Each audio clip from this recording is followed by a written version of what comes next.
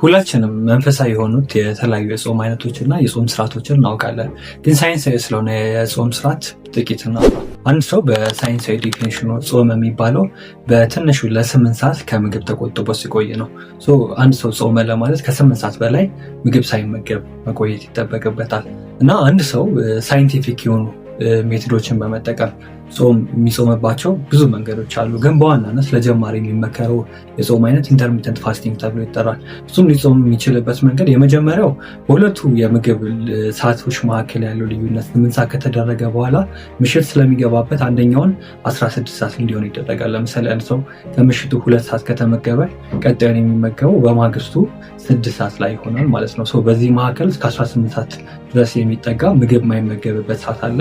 ይሄ 16-8 የሚባለው ሲሆን ወይም ደግሞ 8 ሰዓት የሚመገብ ከሆነ ቀን ማታ 2 ሰዓት ተመግቦ ቀን 8 ሰዓት ላይ ከተመገበ ደግሞ 18-6 ይባላል። አንደኛውን ቀን 8 ሰዓት ላይ ቢመገብ ቀጣዩን ደግሞ ማታ 2 ሰዓት ላይ ይመገባል ማለት ነው። ወይ 16-8 ወይ ደግሞ 18-6 ወይም ደግሞ ከፈለገ ደግሞ 14-10 የሚባል አለ። ሁለቱን የመጀመሪያ ምግቦቹን በ14 ሰዓት ልዩነት ይበላልና ማታ 2 ሰዓት ቢመገብ ቀጣዩን ቀን 6 ሰዓት ላይ ከበላ ከዛ በኋላ ደግሞ ቀጣዩን ደግሞ የሚመገበው ከ10 ሰዓት በኋላ ይሆናል። እሱም መቼ ይሆናል?